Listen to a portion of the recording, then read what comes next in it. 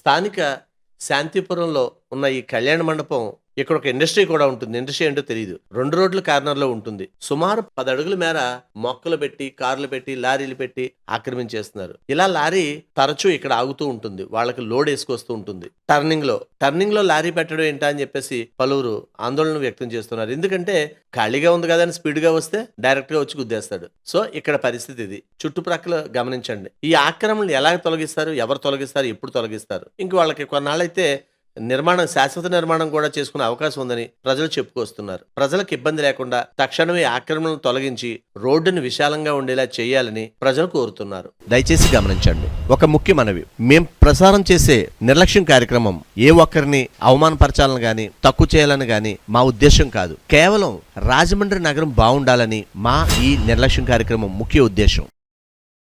ఇలాంటి చాలా ఉన్నాయి, ఇంకా దాచాం కుప్పలుగా.